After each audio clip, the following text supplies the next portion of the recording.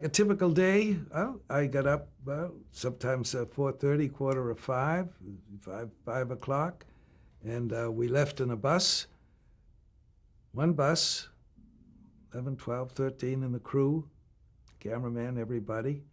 Drove out to Chatsworth at Iverson's Ranch, and by 7:10 that camera was turning. And if we didn't have, and if it was lights or it was fogged in, we would take Roy's trailer that he had and get in front of his lights, and we would do close-ups, big head close-ups of dialogue, waiting and to intercut. Now, I don't know when that was ever done, but that's what we would do, and I'd go in, and then we'd pick and get good big head side close-ups, couldn't see the background and so forth, and get dialogue scenes and so forth. And you worked your way around the mountain. And at the very top, it was called Panic Peak. And I've always said the shot that was heard round the world wasn't at Lexington. It was in Panic Peak when that last bit of sun went down, because that was it. But with that lens wide open, a director was in trouble if it meant coming back and bringing the company back, like on your third day and you hadn't finished your show and you ran out of light up on Panic Peak. You weren't very popular back at the studio. But it was standard, as I say, the 3 fights, the heavies. There were certain do's and don'ts. No. You never had run-throughs because it was very tricky with the horses, and you always had to have a wrangler run-through. And one night, it was very late, and Dale said, we needed one more run-through with Dale on Buttermilk, and the Wranglers hadn't, so forth, and it happened. Buttermilk was knocking on it, as we say, and down. Roy never said a word to me. Dale didn't, and got up. And fortunately, Buttermilk wasn't hurt. And that was the last time, and I've done more stunts in the hundreds and hundreds, and I've worked with the Eppers family, and I can just go on forever about, and except for on the making of a movie, Ace Hudkins, one of the stuntmen in the show that I was doing, fell off and cracked his head open actually it was in the Batman movie, but that was no fault of not preparation, and I was very proud of that, of all the years. And I was at a convention at the Academy of Television Arts and Sciences honoring the Eppers family. They've been in stunts for years, and Tony Eppers got up and he saw me sitting there attending it, and it was their honor, and he had me stand up and he said, "Here's a man who knows how to handle stuntmen and how to give them the time and what they need and so forth and so on."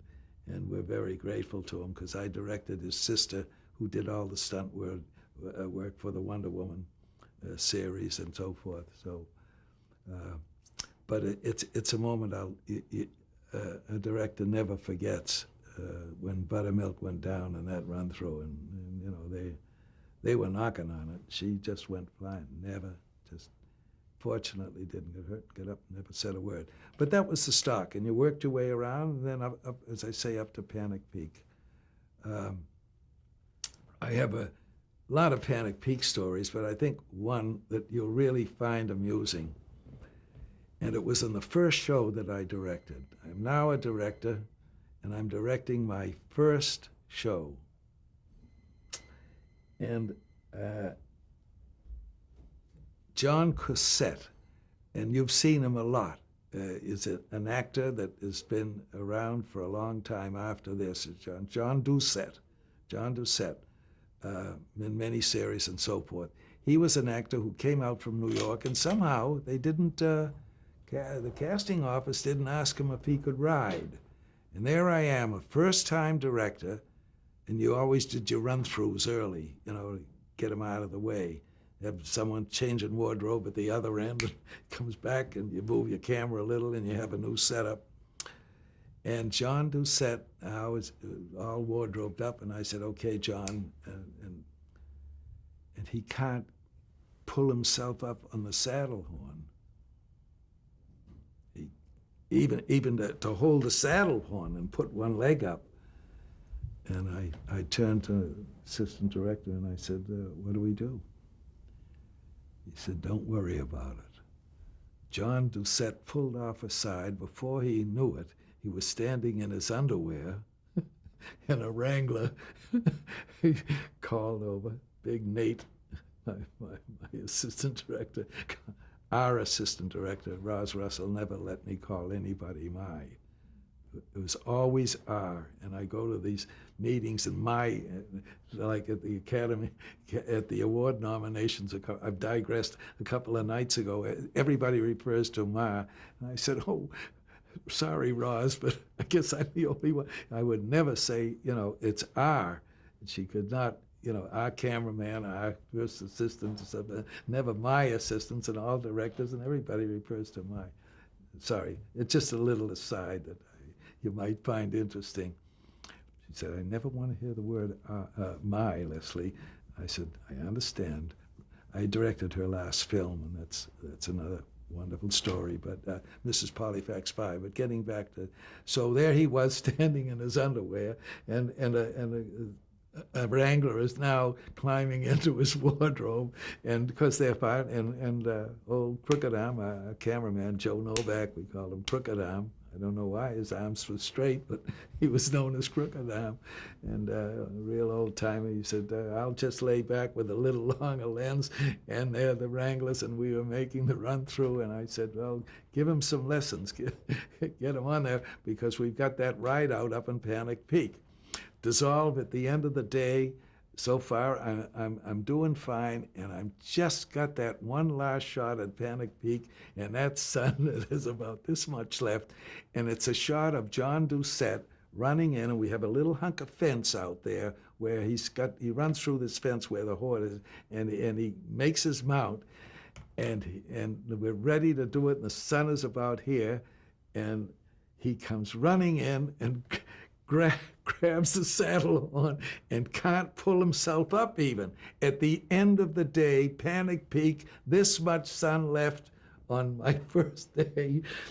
And I said, Jack Swain, the guy who hauls a camera around all day, an ex-Marine who later became a cinema photographer himself for Barnaby Jones and everything. Jack Swain, he was just out of the Marines, and I said, throw it down.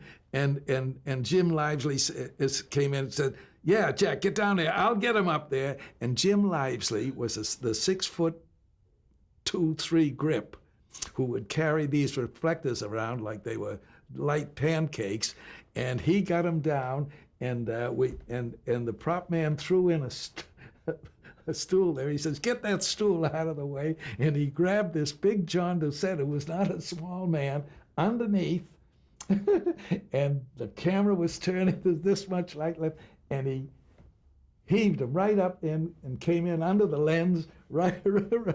And he heaved him right up, and John grabbed the horn, and by then, of course, it was ridiculous, and got his leg around. And then I looked, and I said, "This is the end of my career," and I'm pounding my side with the other 12. We can't stand it anymore. And I said, and now he starts riding, as they say, pounding leather.